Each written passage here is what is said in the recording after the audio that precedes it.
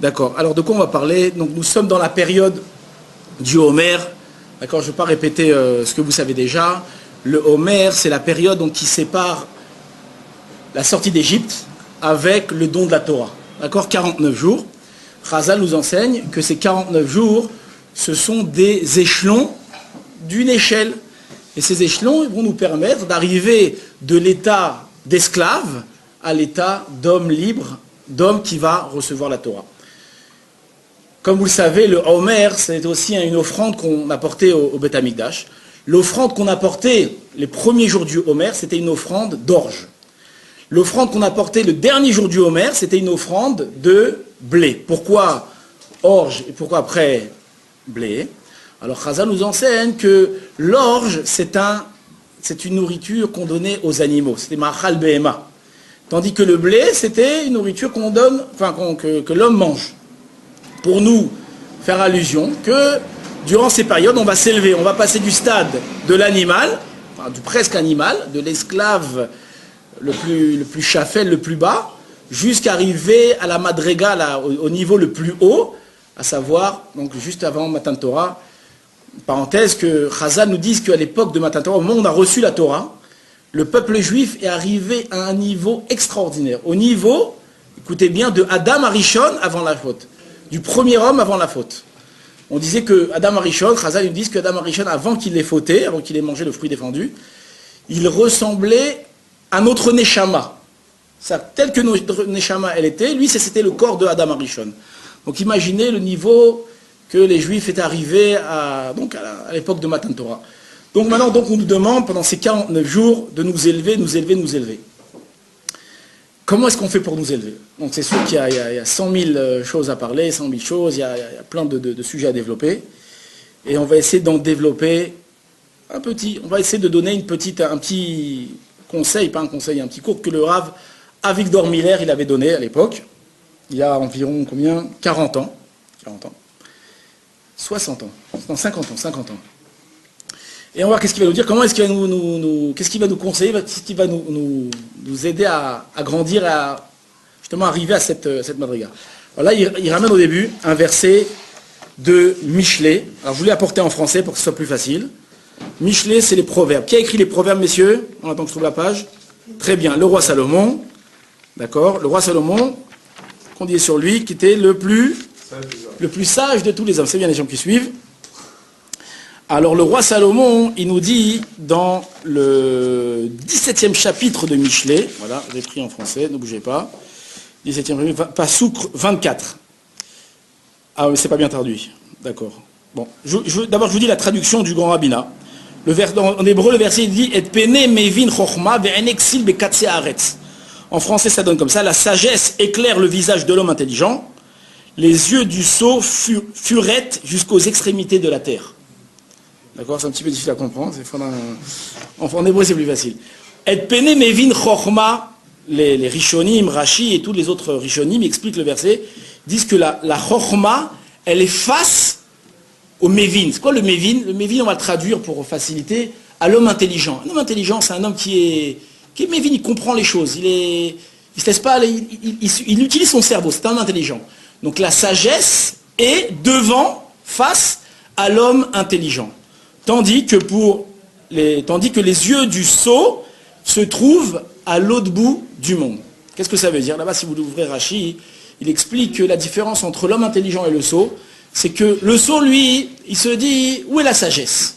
Je veux acquérir la sagesse. Où est-ce que je peux acquérir la sagesse? Et comment? Alors c'est uniquement en allant à l'université, en allant à l'autre bout du monde, dans des écoles lointaines, aller chercher la chokhma là-bas, chez les grands professeurs, chez les grands philosophes. Ça, c'est le sot qui réagit comme ça, qui pense comme ça. Shlomo Ameler dit pas du tout. La sagesse, elle est devant tes yeux, elle est devant toi. Tu n'as pas besoin d'aller à l'autre bout du monde pour trouver la sagesse. Le matin, tu te lèves, tu ouvres les yeux, devant toi, face à toi, il y a des millions de sagesse. Il y a beaucoup, beaucoup de sagesse à acquérir. Le Gaon de Vilna, juste une parenthèse, c'est pas tellement lié, mais le Gaon de Vilna, lui, donne un machal, une parabole pour expliquer ce verset. Il dit que très souvent, il y a des gens, avant d'étudier, alors ils se disent, alors comment est-ce que je vais étudier? Je vais étudier comme ci, je vais étudier comme ça, je vais commencer par tel chapitre, tel chapitre. Il commence à faire toutes sortes de plans, d'organisations, pour savoir comment est-ce qu'il va étudier tel et tel traité de Gemara. Alors le temps que lui il s'est amusé à réfléchir comment est-ce qu'il va étudier. Le Chacham, l'autre, lui, il a déjà étudié Kamadab, il a déjà étudié plusieurs pages. D'accord, c'est le même. La Chorma, elle est devant toi. Qu'est-ce que tu vas chercher maintenant? Toutes des philosophies, comment faire, comment faire. Ah, si toi étudies, c'est déjà la meilleure façon d'avancer. D'accord, je referme la parenthèse.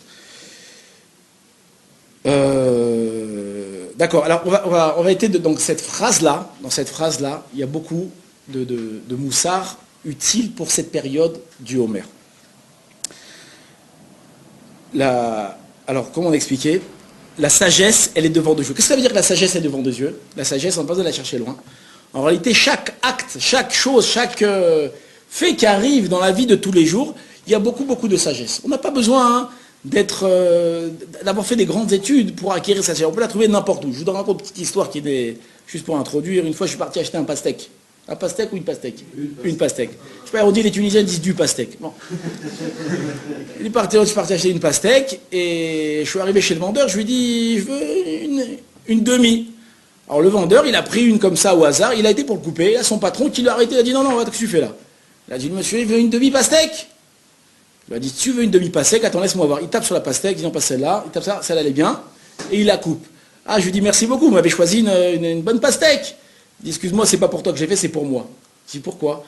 Je dis, parce que si je coupe le pastèque et qu'elle est pas bonne, alors je vais me retrouver avec une demi-pastèque que je ne saurais pas quoi faire avec.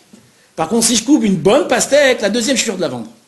Oh, chorma, sagesse. Est-ce qu'on aurait pu imaginer qu'on va acquérir de la sagesse d'un homme qui vend des pastèques? Il y a de quoi apprendre, il y a de quoi apprendre. Chez tout le monde, il y a de quoi apprendre. La sagesse, elle est partout. Enfin, bon, c'est juste pour introduire. En tout cas, on voit dans Chazal, on voit que Chazal, Chachamim, ils vont beaucoup utiliser cette notion-là. Et ils vont rechercher la chorma partout où elle est. Vous verrez que Chazal, ils vont apprendre beaucoup de choses, des choses les plus banales. Même chez les goïs? Même chez les goïs, même chez les animaux, même chez les fourmis, même chez les chats. Alors pourquoi s'en éloigne autant? Qui on s'en éloigne? Il y a marqué chorma bagoim ta'amid, il y a beaucoup à apprendre des nations du monde. Les nations dans le monde, il y a beaucoup de choses à apprendre. Ce qu'on dit, c'est Torah bagoim ta'amid. La Torah, c'est une conduite parfaite de morale, ça chez eux va pas rechercher. Mais sagesse, il y a beaucoup à apprendre. On voit que Chachamim, ils ont appris beaucoup même nous aujourd'hui, on apprend plein de choses, on utilise beaucoup la médecine, beaucoup de choses. Pourquoi? Au contraire, il y a plein à apprendre de chez tout le monde. Tout le monde a de quoi nous apprendre. En tout cas, avant de parler de ce que tu dis, on a aussi des exemples. On voit que Chazal, ils ont appris de beaucoup de choses. On raconte, la Gemara, elle raconte dans Masechet, je l'ai vu ici, Marcel Gittin, l'histoire de Rav Ilish. Vous avez entendu parler de Rav Ilish? Je vous raconte toute l'histoire ou pas toute l'histoire? Parce qu'on ne sait pas toute l'histoire qu'on a besoin. Je raconte toute l'histoire. Rav Ilish, un jour, il a vu les filles de Rav Nachman. Rav Nachman, c'était un Amora. Donc, il a vu ces filles qui étaient capables de transporter des chaudrons bouillants avec les mains. Et Rav Ilish s'est posé la question, il dit, mais comment est-ce que c'est possible que des hommes puissent faire des choses pareilles? Il a marqué que seul un tzaddik, le feu, il n'est pas cholette. Comment on dit cholette? Le feu n'a pas d'emprise sur elle. Donc forcément, ces filles-là, elles doivent être d'une très grande piété. D'un autre côté, apparemment, c'est moi qui rajoute ça pour mieux comprendre l'anecdote, c'est qu'il a vu chez elles peut-être des comportements qui étaient un petit peu contradictoires avec le niveau qu'ils avaient. Alors il a commencé à les espionner pour essayer de voir comment elles arrivent à faire des choses pareilles. Et qu'est-ce qui s'est passé? Ces filles-là, elles se sont fait prendre en otage. Benarouba, comment dire? En otage. Elles sont fait prendre en captivité. Et lui, il est parti en captivité avec elles. Il était captif aussi. Et un jour, il était donc dans la cellule, il voit arriver un corbeau. Et ce corbeau il voit un corbeau, il se met à croître. C'est dur ça. Croisser, comme vous voulez. D'accord, il se met à, comment on croit? Croix. Il voit un corbeau en train de croître. Il voit comme ça, il observe. Et il dit à son copain de cellule, qui, Chazal nous raconte que c'était un homme qui comprenait le langage des oiseaux. Il dit, moi là, ce corbeau-là, qu'est-ce qu'il est en train de dire? Alors l'autre, il tend l'oreille, il est en train de dire, Ilish barach, Ilish, sauve-toi. Il dit, c'est intéressant. Mais un corbeau, non, un corbeau, je lui fais pas confiance. Un corbeau, de nature, il est menteur. Pourquoi de nature, il est menteur? On apprend avec Noé, lorsqu'il avait envoyé le corbeau pour aller voir si la mer était, si les eaux étaient, comment on dit en français, si la terre était sèche d'eau. Et qu'est-ce qu'il a fait le corbeau? Il n'a pas fait sa shlichut, il n'a pas fait son devoir. Il a fait un tour de l'arche, il est revenu. D'accord? Le corbeau, lui, c'est pas quelqu'un de confiant, il ne va pas lui faire confiance. Quelques minutes plus tard, quelques heures plus tard, arrive une colombe. Et il voit la colombe qui est en train de... Qu'est-ce qu'elle fait la colombe? Elle roucoule, comme ça on dit. Vous savez roucouler? Bon, je vais pas le faire à la... Elle a commencé à roucouler. Et là, il appelle son copain, il dit, moi, la petite colombe là, qu'est-ce qu'elle est en train de dire? Il tend l'oreille. Elle est en train de dire, Ilish barar, Ilish, sauve-toi, sauve-toi. Il dit, oh, si la colombe, elle me dit de me sauver, c'est un bon signe. Pourquoi? Parce que la colombe, elle représente le Ham Israël, la fidélité. D'accord? La colombe, c'est quelqu'un quelqu'un de bien, la colombe. On peut lui faire confiance. Et là, il s'est dit, si la colombe, elle m'annonce ça, ça veut dire qu'il va y avoir un miracle. Et qu'est-ce qu'il a fait? Donc, il s'est préparé à se sauver, mais a dit, avant ça, je veux voir les filles de Rav Nachman, que je les emmène avec moi ou pas. Et donc, il est parti les espionner. Il s'est dit, les femmes, quand elles veulent se dire des secrets, où est-ce qu'elles vont? Alors, je ne sais pas si aujourd'hui c'est la coutume.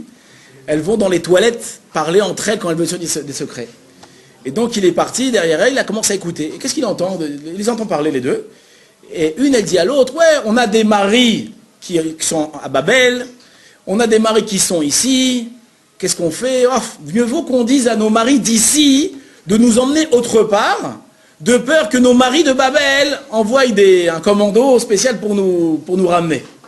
Donc Rav Nachman, il a compris que ces filles-là, elles avaient suivi un mauvais chemin, et donc elles ont tourné. Et il les a pas sauvés. Et il a pris son ami avec lui, ils se sont sauvés. Bon, malheureusement, il y a toutes sortes de péripéties. Lui, il s'en est sorti, et son ami qui comprenait le langage des animaux, il est mort. La Gemara, elle raconte la fin de l'histoire, qui n'est pas importante pour nous, mais on a commencé l'histoire, on aime bien les histoires. Qu'est-ce qu'elle nous raconte, la Gemara? Elle nous raconte... Donc il a tout raconté à Rav Nachman, et Rav Nachman lui, t'inquiète pas. Mes filles, si elles étaient capables de faire ça, c'est pas par piété, c'est par sorcellerie. D'accord? Donc... Comme ça, elle se vit l'histoire. En tout cas, le Rav Victor Miller, lorsqu'il lit une histoire pareille, il dit, mais dis-moi, quand on entend un corbeau croître, est-ce qu'on se dit qu'il a quelque chose à nous dire? Quand on entend une colombe roucouler, est-ce qu'on se dit, ah, elle vient me parler ici à moi, elle va me dire quelque chose? Pas du tout, fais pas attention à ces choses-là. Mais Chachamim, c'était des grands mévinim, c'était des hommes sages. Lorsqu'ils voyaient quelque chose, ils entendaient quelque chose, ils savaient que cette chose-là, elle n'est pas là pour rien. D'accord? Donc ça, c'est un des exemples. On voit que Chachamim, il faisait attention à chaque détail de ce qui passait. La Gemara, dans Maseret Betsa, elle raconte autre chose encore. En fait, des enseignements, il y a des centaines dans tout le chasse. Non, mais quelques exemples différents. La Gemara, elle nous dit, il y avait une plante qui s'appelle la Chatsuba. Chatsuba, c'était une plante, je sais pas... elle dit Chatsuba mekata ragleon de Risha. La Chatsuba, elle coupe les jambes des impies. Pourquoi est-ce que la Chatsuba, elle coupe les jambes des impies? Rachid nous explique là-bas que la Chatsuba, c'était une plante que ses racines s'enfonçaient à la verticale. D'accord? Et c'est une plante qu'on plantait à la bordure des champs. Alors pourquoi est-ce qu'on faisait ça? Je n'ai pas réellement trouvé là-bas dans mes farchim. Pourquoi est-ce qu'on faisait ça? Est-ce que c'était pour gagner le maximum de place dans le champ, d'utiliser au maximum le champ, ou pour faire limiter le champ? Je ne sais pas. Mais en tout cas, on voit qu'on plantait cette plante-là à la limite des champs. Pourquoi on l'a plantée à la limite des champs? Parce qu'on savait qu'elle n'allait pas déborder chez l'autre. Elle allait rester chez nous. Et donc, on dit pourquoi est-ce que cette plante, c'est une accusation, elle coupe les pieds des Rechaim, donc c'est une accusation contre les impies. Parce qu'on va leur dire, pourquoi vous, impies, vous n'avez pas appris de la Chatsuba? La Chatsuba, elle, c'est une plante qui a une morale de vie extraordinaire. Elle ne déborde pas chez les autres. Lorsqu'elle grandit, est-ce qu'elle pousse? Elle pousse que à la verticale. Elle ne va pas empiéter chez les autres. Vous, pourquoi alors vous êtes permis d'aller empiéter chez les autres, d'aller voler chez les autres, d'aller dépasser chez les autres? Vous auriez dû apprendre de la Chatsuba. Alors quand on lit une Gemara pareil, on se dit, mais attends, ça c'est quoi? Ça va apprendre, nous on doit apprendre une plante. Tu me dis, les grandes sadikim, peut-être, eux, ils ont l'obligation d'apprendre d'une plante, d'apprendre de n'importe quelle chose. Pas du tout. On voit ici que c'est une accusation pour les Rechaim. C'est qui les Rechaim? C'est la plus basse classe du Ham Israël. C'est les gens les plus bas. Même les gens les plus bas, nous dit la Torah, nous dit Chazal, même eux, ils ont l'obligation d'apprendre de la Chatsuba. La Gemara dans Maseret Betsa, elle raconte, elle continue, elle parle du tourmous. Tourmous en français, on appelle ça le lupin. Parsen lupin, lupin. Le lupin, c'est une sorte de gros grains de maïs. Alors on dit aussi que le tourmous, Razal dit que le tourmous c'est une accusation, il coupe les jambes des Rechaim. Pourquoi est-ce que le lupin coupe les jambes des Rechaim? Qu'est-ce qu'il avait le lupin? Il dit le lupin, hein, on va dire le tourmous, parce que le lupin, je ne sais pas exactement si c'est la bonne traduction. En tout cas, le tourmous, lui, c'était une légumineuse qui était extrêmement amère. Et cette légumineuse, il fallait, afin qu'elle devienne consommable, la faire cuire 7 fois. Et au bout de 7 fois, alors elle devenait matok, elle devenait douce. Alors Chazal nous dit que aussi le tourmous, ça sera une accusation pour les Rechaim. Pourquoi? Parce qu'ils disent les Rechaim. On va leur demander pourquoi tu n'as pas fait tchouva? Pourquoi tu t'es pas rapproché de la Torah un petit peu? Pourquoi tu es resté aussi bête toute ta vie? Il dit mais une fois j'ai essayé de faire tchouva, c'était dur, j'étais chez le cours du rabbin, j'ai rien compris ce qu'il a dit, et à la fin bon, je me suis pas tellement accroché. Et alors, il fallait recommencer, il fallait revenir, encore revenir, encore revenir. Pourquoi est-ce que tu n'as pas appris du tourmous? Le tourmous, lui, 7 fois, on doit besoin de le cuire jusqu'à qu'il devienne doux. Donc la Gemara nous dit de la même façon, les Rechaim devront rendre des comptes pourquoi ils n'ont pas appris le tourmous. C'est-à-dire que quand vous allez chez des gens et on vous sert une assiette de tourmous, c'est quelque chose qu'on servait à la fin du repas, en réalité, si on tendait l'oreille, on entendrait le tourmous hurler, faites chouva, prenez de moi. C'est vrai que c'est difficile, mais celui qui persiste et qui recommence, à la fin il réussira. D'accord? Donc même du tourmous, on doit apprendre. Et ça, en réalité, maintenant, la Gemara, elle nous dit que c'est pas seulement du tourmous qu'on peut apprendre, c'est de plein de choses. Pour revenir à ta question, le tourmous comme à 7 fois. Alors peut-être ça a une application plus métaphysique, certainement, parce que par le Chazal, peut-être. Non, le tourmous 7 fois ça lui suffit. Si toi, au bout de 15 fois, ça t'a pas suffi, eh ben compte 16 fois encore. Jusqu'à que tu deviens matok. À la fin, on devient matok. D'accord. En tout cas, cette accusation. Enfin, pour revenir à ta question, la Gemara, elle nous dit que si on n'avait pas eu la Torah qui nous avait enseigné l'interdiction de voler, eh ben d'où est-ce qu'on aurait pris l'interdiction de voler? On aurait pris des fourmis. Pourquoi? Parce que les fourmis, c'est un animal qui est très pieux, la fourmi. Elle ne prend pas ce que sa copine a pris. Si une fourmi, elle a pris un petit grain de blé, et elle l'a fait tomber, et ben une autre fourmi ne va pas lui prendre à la laisser. Donc de la fourmi, hein? Elles ne sont pas prêteuses.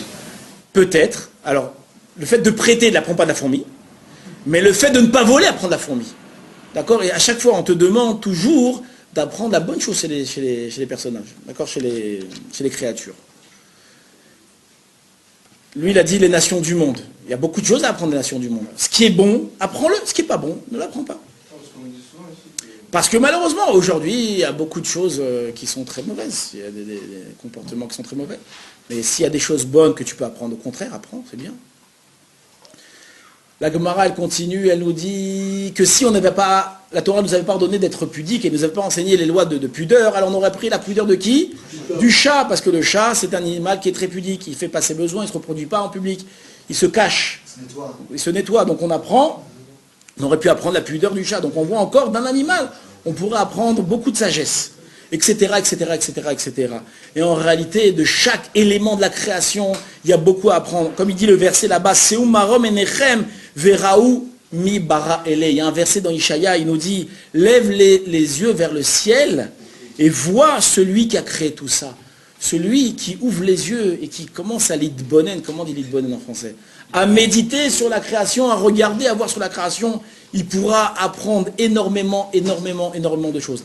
Maintenant, vous savez qu'en réalité, la chorma et la hirat shamayim, c'est deux choses qui vont ensemble. D'accord? Celui qui est mitbonen, qui s'efforce de réfléchir sur la création, c'est pas seulement de la sagesse qu'il va acquérir, mais c'est aussi la crainte du ciel. D'accord? Continuons dans notre sujet. On doit aller plus vite parce qu'on va passer vite. Là, je vous ai rapporté, il y a encore dans un livre de Shlomo Ameler, dans le 3e chapitre de Kohelet, alors je vous lis en français, messieurs, écoutez ce qui a marqué là-bas. Il y a un temps pour tout, et chaque chose a son heure sous le ciel. Il y a un temps pour naître, et un temps pour mourir, un temps pour planter, un temps pour déraciner ce qui était planté, un temps pour tuer, un temps pour guérir, un temps pour démolir, un temps pour bâtir, etc., etc., etc. Et là-bas, Shlomo Ameler, il dit, un temps pour aimer, un temps pour haïr, un temps pour la guerre, et un temps pour la paix. Là-bas, les Mefarshim, les commentateurs, ils demandent, qu'est-ce que Shlomo Améler ici veut nous enseigner? Un temps pour ci, un temps pour ça, un temps pour ça, un temps pour ça. Qu'est-ce qu'il veut nous enseigner par là? Alors, on va pas dire l'enseignement principal, mais un des enseignements, ici Shlomo Améler, il dit, comme ici le Rav, il dit, je vous dis en hébreu, Veshlomar chez Kavanato, lomar chez Kol et Uzman, Nivra le Toelet à Adam. Il veut nous enseigner que chaque instant de l'homme, il a été créé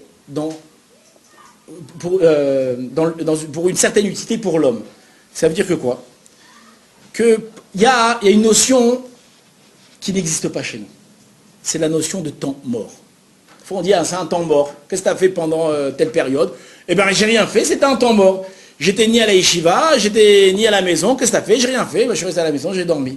Un temps mort. Un temps mort, ça n'existe pas. Shlomo Améler vient nous dire ici, il veut nous enseigner que chaque temps, chaque instant de ta vie, chaque seconde, chaque minute, chaque heure, chaque année, chaque période de ta vie, elle est là pour t'aider à atteindre la shlemut. Elle est là pour t'aider, la shlemut en hébreu, en français, comment on dit la shlemut? L'intégrité de l'être. D'accord? C'est plus joli en hébreu. La shlemut. La shlemut, la perfection. Vous savez que l'homme est venu sur Terre, ça va un peu science-fiction, mais l'homme est venu sur Terre afin d'atteindre la perfection, afin de se parfaire. Ça se dit parfaire? Afin de se parfaire. Maintenant, pour arriver à se parfaire, il a besoin de beaucoup d'éléments. Et tout au long de sa vie, il va acquérir tous ces éléments. C'est ce qui veut nous dire Shlomo Améler. Tous les moments de ta vie, les moments les plus joyeux comme les moments les plus tristes, sont là, ils peuvent t'aider à grandir. Là, aujourd'hui, on a été, donc il y avait l'ascara de la mère du Rav Swede. Et donc, comme il dit Shlomo, il y a un temps pour rire, il y a un temps pour pleurer. Un temps pour pleurer, un temps pour rire. Une maison de deuil, c'est un temps pour pleurer. Alors, on imagine que quand on rentre dans une maison de deuil, il n'y a pas grand-chose à apprendre. C'est un moment où tu rentres, tu baisses la tête, tu es triste. Bon, Mais en réalité, ici, Shlomo Améler, il nous dit que d'une maison de deuil, il y a beaucoup à apprendre. Lorsque tu rentres dans une maison endeuillée, alors là, tu commences à réfléchir à des choses que tu ne réfléchis pas tout le temps. Que la vie, elle est limitée, qu'on a une mission sur Terre, qu'on doit l'accomplir. Aussi, un truc intéressant que j'ai entendu une fois chez les endeuillés, où un homme, c'est un homme très riche, d'accord, qui avait beaucoup de biens, il décède. Qu'est-ce qu'on va dire sur lui le jour de son espèce, de son oraison funèbre? Qu'est-ce qu'on va dire? Ah, quel homme! Il avait 4 Ferrari, il avait 6 Maserati, 2 Rolls, toujours il se baladait avec une grosse Rolex au pied, il était toujours bien coiffé. Ça qu'on va dire sur lui? Pas du tout. Qu'est-ce qu'on va voir? Qu'est-ce que cet homme? C'est un homme généreux, c'est un homme qui a aidé le prochain, il était toujours souriant, malgré qu'il était très riche, il était très humble. On va tout rappeler sauf sa richesse. Et ça, c'est un grand moussard. Lorsqu'on va dans une maison endeuillée, on s'aperçoit, sauf que l'homme, la seule chose qu'il emmène avec lui, c'est quoi? D'accord? C'est ses midotes, ses traits de caractère, c'est ce qu'il a laissé derrière lui. C'est pas tous ses biens. Donc, dans une maison d'endeuillé, il y a beaucoup à apprendre. Beaucoup à apprendre. Des fois, on ne réfléchit pas à ça. Dans un mariage aussi, il y a beaucoup à apprendre. La joie de voir des personnes qui vont s'épanouir, qui vont grandir. Oh, ça nous donne envie. On a envie de se marier, on a envie d'avancer, on a envie de ressembler à ça. Des périodes, il y a toutes sortes de... La guerre aussi, c'est un très grand moussard, la guerre. On voit jusqu'à où l'homme il peut descendre bas. D'accord? Des fois, on n'imagine pas combien l'homme est mauvais. En période de guerre, on arrive à prendre conscience de ça. Et ça peut nous aider parfois à mettre des barrières, à nous limiter.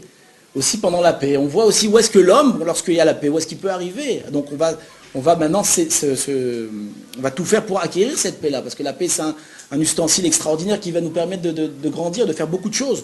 Donc nous dit Shlomo Améler, chaque instant de la vie, il n'y a pas de temps mort, chaque instant de la vie, il est là pour t'apprendre quelque chose, pour te permettre d'arriver à la shlemut. Donc comme on a dit d'abord, chaque élément de la création, chaque animal, chaque chose, elle peut nous apporter beaucoup de chorma. Chaque instant de la vie aussi, elle peut nous apporter beaucoup de chorma. Celui qui apprend de chaque instant, qui vit, alors là, il accomplit le verset « Et pene », comment c'est écrit là-bas? « Et pene mevid chorma », que la chorma, elle est face à l'homme. Par contre, il y a un comportement différent. Un comportement différent, très souvent, on voit des gens à Simchat Torah, enfin très souvent, Les gens, des fois, à Simchat Torah, tu les vois, ils sont tristes comme ça, ils réfléchissent. Ils disent, Simchat Torah, tu dois danser, mais on doit chanter. Ils disent, non, mais tu comprends, le Beth Amikdash a été détruit, c'est vachement grave. C'est vrai, c'est vachement grave, le Beth Amikdash a été détruit. C'est triste, mais c'est pas le moment de pleurer maintenant. Maintenant, le moment de Simchat Torah, c'est le moment c'est le moment de danser, le moment de chanter avec la Torah. Ou le contraire, à Tisha B'Av, le moment où on doit pleurer sur le Beth Amikdash. Alors tu le vois tout content, il est encore en train d'imaginer comment est-ce qu'il va étudier toute la Torah, comment est-ce qu'il va faire des choses extraordinaires. Mais mon ami, c'est pas le moment. Qu'est-ce que tu vas chercher la chorma où elle n'est pas? La chorma, la sagesse, tu dois l'acquérir ici, maintenant où tu es. Cet endroit-là, il doit t'apporter de la sagesse, pas le bout du monde. En tout cas, il y a marqué, là-bas, le Ravi nous dit ici, juste par rapport à une parenthèse, on voit que tous ces temps-là, en réalité, ce sont des missions. C'est quoi un isayon? Une épreuve. Une épreuve. D'accord? Chaque instant, en vérité, c'est une épreuve. Chaque pas période, chaque moment, chaque instant non plus, c'est pas grave. Chaque situation, voilà, c'est le mot que je cherchais. Chaque situation, donc, est une épreuve. C'est quoi le mot épreuve? C'est quoi le mot épreuve? Le mot épreuve, comment on dit épreuve en français, en hébreu? Nisayon. Ça vient de quel mot nisayon? Ça vient du mot leitnoses. Nes, c'est quoi un nes? Non, c'est un miracle aussi, mais c'est un autre mot. Un nes, c'est un étendard, c'est une perche. Quand on dit à quelqu'un, tends-moi la perche, c'est quoi tends-moi la perche? Tends-moi quelque chose pour m'aider à m'élever. Un Nisayon, d'accord, c'est quelque chose que Akadosh Baruch Hu nous envoie afin de nous élever. D'accord? Il n'y a pas d'épreuves dans la vie qui sont là pour nous casser. Hachem, il ne nous envoie pas des trucs pour nous détruire. Ce n'est pas des bombes qui nous envoient, c'est des perches. Chaque chose, elle est là pour nous aider à nous élever. D'accord? Donc chaque instant de la vie, chaque moment, chaque chose qui y a autour de nous, chaque situation, elle est là pour nous aider à grandir. Je raconte encore une autre histoire par rapport à ça. Rabbi Akiva, vous savez, Rabbi Akiva, il a fait tchouva à quel âge? 40. À 40 ans. Et qu'est-ce qu'il a fait à 40 ans? Où est-ce qu'il est parti? Où est-ce qu'il a commencé? Il est parti au Heider, il est parti au Talmud Torah avec les petits-enfants qui apprenaient le Aleph Bet. Et qu'est-ce qui s'est passé la première année de Rabbi Akiva? Eh bien, il a redoublé. Il n'était pas assez, s'était pas assez perfectionné pour passer à la classe supérieure. Et donc, il a dû redoubler, Rabbi Akiva. Et là, il était cassé, Rabbi Akiva. Il y avait beaucoup de peine. Et comment est-ce que moi, je ne réussis pas? Les petits enfants, ils disent, moi, je ne réussis pas. Et qu'est-ce qu'il a vu là-bas? Il a vu, alors je ne sais pas où c'était, peut-être dans une grotte, une goutte d'eau qui tombait comme ça, qui tombait sur une pierre. Et là, cette goutte d'eau, à force de couler, elle avait fait un trou dans la pierre. Elle a dit, mais je ne comprends pas, quand une petite goutte d'eau, elle a la force, c'est pas une, c'est des millions de gouttes d'eau, mais chaque goutte d'eau, ici, elle a eu une utilité pour creuser, pour faire le trou. Elle a eu sa part dans le trou. Donc, il s'est dit comme ça, d'ici, une petite goutte d'eau, chaque petite goutte d'eau, à force de persévérance, elle arrive à faire un trou dans la pierre. Alors moi aussi, à force de persévérance, alors c'est sûr qu'à la fin, je réussirai à briser ma tête qui était dure. Et bien, Rabbi Akiva, il a réussi. Donc on voit que Rabbi Akiva, il a eu une épreuve terrible, une épreuve extraordinaire. Il a eu une épreuve que tu as 40 ans, 40 piges, le bonhomme, il a été dans une école, il a redoublé avec les petits gosses. Qu'est-ce qu'il serait dit? Il aurait dit à sa fiancée, il dit, écoute, moi j'ai essayé, mais c'est pas pour moi. Pas du tout, Rabbi Akiva, c'était un mévin, c'était quelqu'un de sage, quelqu'un d'intelligent. Il a compris que on pouvait y arriver. Comment? En regardant ce qu'il y avait autour de lui. Il est bonnet de réfléchir sur la création. Il faut aller plus vite. D'accord. Maintenant, cependant, nous dit le Rav Victor Miller, que cette sagesse-là, d'apprendre de chaque élément, de chaque instant de la création, ça fait partie d'une des règles de la Emouna. C'est quoi la Emouna? C'est la foi. Alors la foi, elle se divise.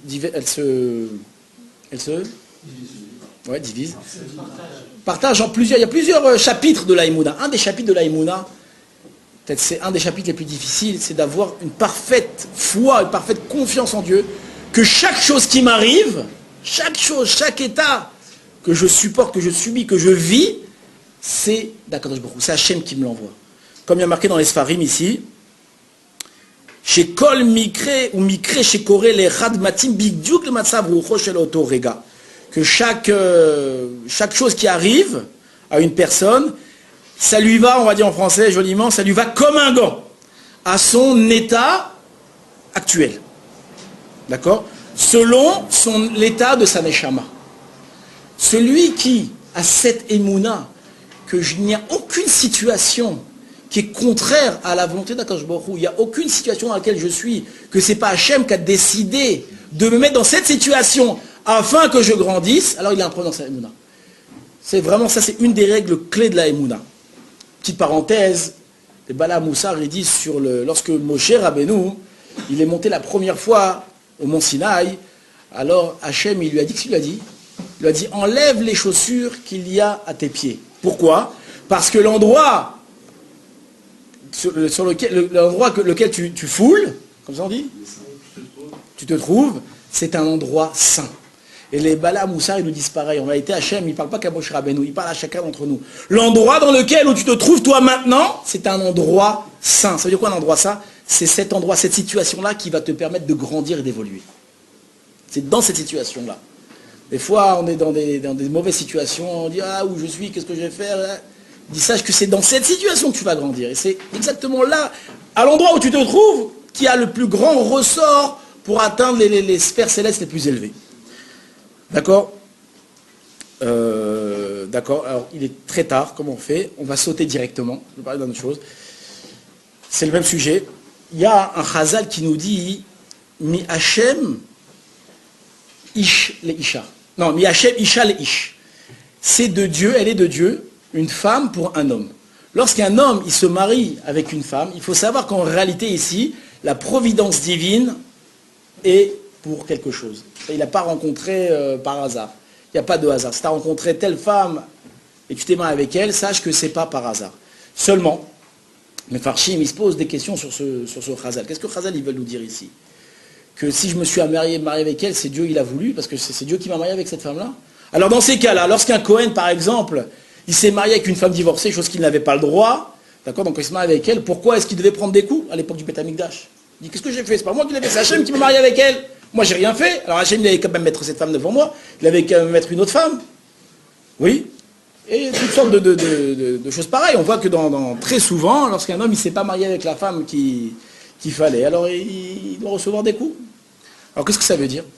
Alors mes Farshim ils expliquent en réalité que ça veut dire quoi? Que c'est Dieu qui envoie un homme à une femme. C'est Dieu qui te la présente. Mais c'est à toi de décider, c'est ton libre arbitre. C'est à toi d'activer ton libre arbitre. Est-ce que je vais me marier avec elle ou pas marier avec elle? Là, on voit avec Shimshon. Vous savez que Shimshon, il s'est marié avec une quoi? C'est une quoi la femme de Shimshon? Une Pilishtim. Une Palestinienne de l'époque.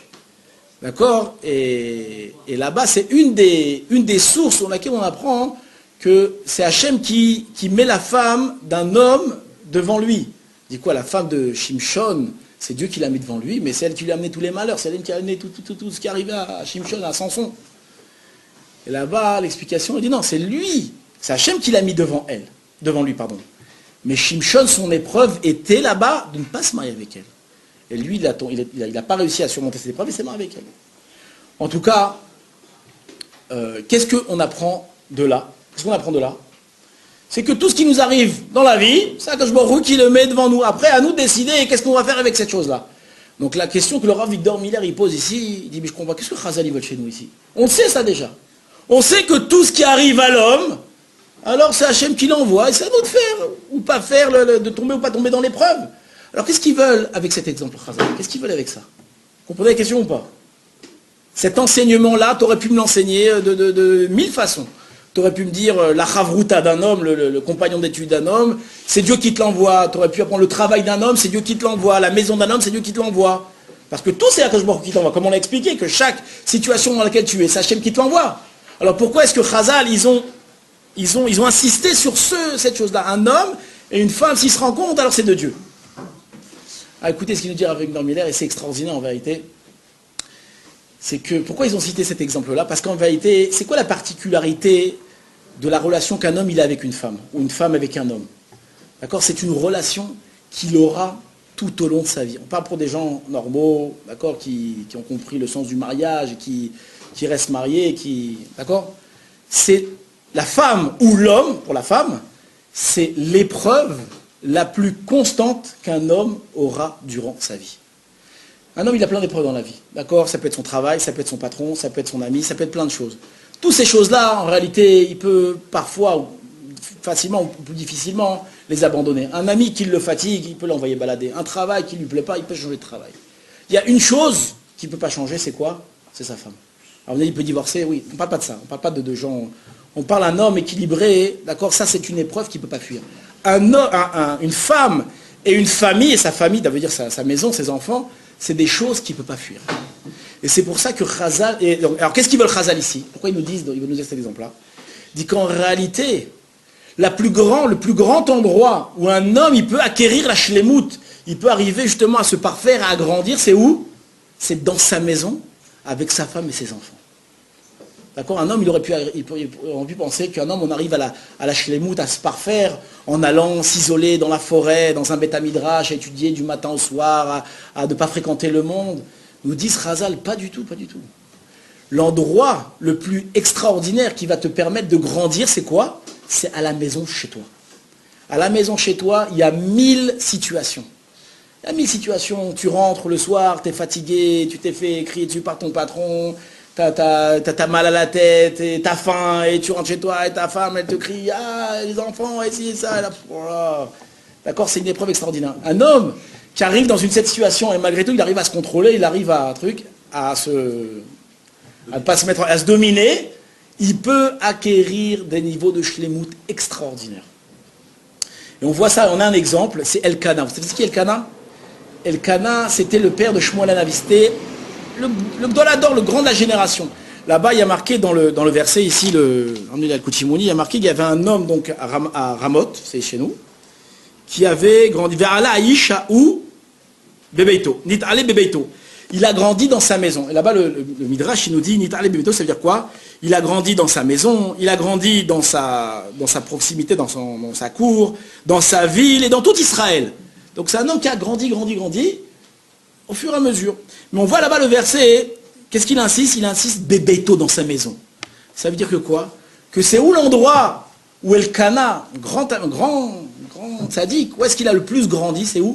C'est dans sa maison, chez lui à la maison, avec les épreuves de la vie courante.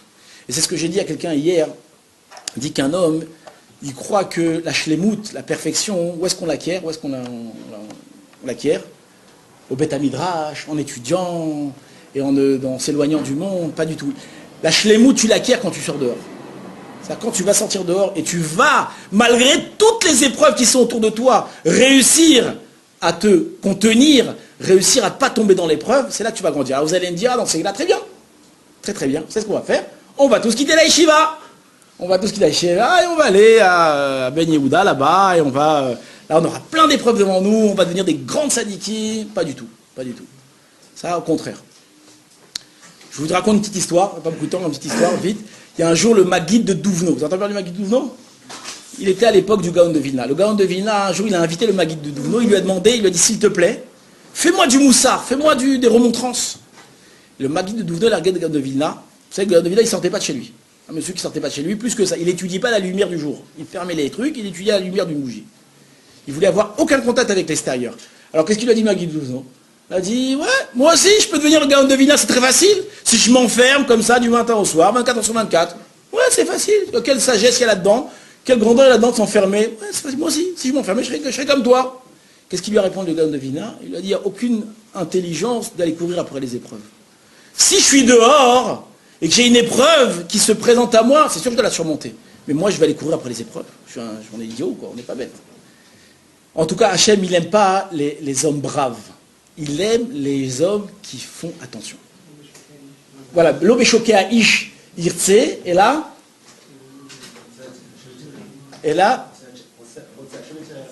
Rotse Hachem et Tireav. Voilà, Akadosh Baruch Hu, il n'est pas intéressé par la cuisse du cheval. Le cheval, c'est un animal qui est un combattant, ça bagarre le cheval, ouais. La cuisse du cheval, c'est l'endroit du cheval la plus puissante.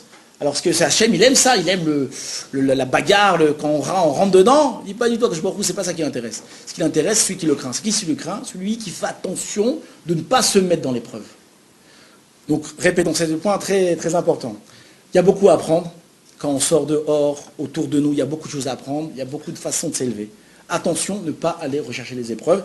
Et c'est ce qu'on voit aussi, c'est dommage de devoir bâcler un petit peu.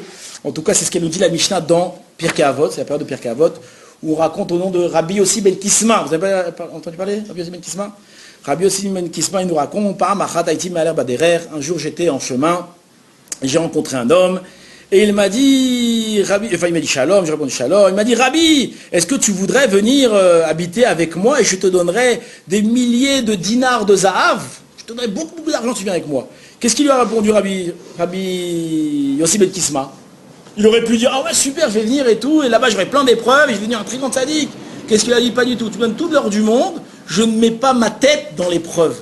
Je veux habiter que des makom Torah, que dans un makom de Torah. Un endroit où on est préservé. Parce que des épreuves, il y en aura toujours. Dans n'importe quel endroit où tu iras, il y aura des épreuves. Donc ne va pas t'amuser à chercher les épreuves. Voilà, messieurs. C'est plus ou moins ce qu'on voulait dire. Pour résumer malgré tout, je voudrais encore insister sur ça. C'est qu'autour de nous, donc, il y a beaucoup de choses. Il y a beaucoup de choses. Il y a beaucoup de sagesse autour de nous. On peut apprendre de chaque chose, de chaque instant. Il suffit de tendre l'œil, tendre l'oreille, de regarder, de réfléchir, de voir ce qui se passe autour de nous. D'accord? La grandeur, on l'acquiert lorsqu'on arrive à s'élever face à une épreuve, on arrive à ne pas tomber face à une épreuve, d'accord, malgré tout, de ne pas rechercher l'épreuve. Plus que ça, il faut prier Hachem de ne jamais nous mettre dans l'épreuve. Mais lorsqu'on est dans l'épreuve, alors faire tout pour essayer de la surmonter. Chazak ou Baruch, Shakosh Baruch, Yeh Be'ezrenu. À bientôt.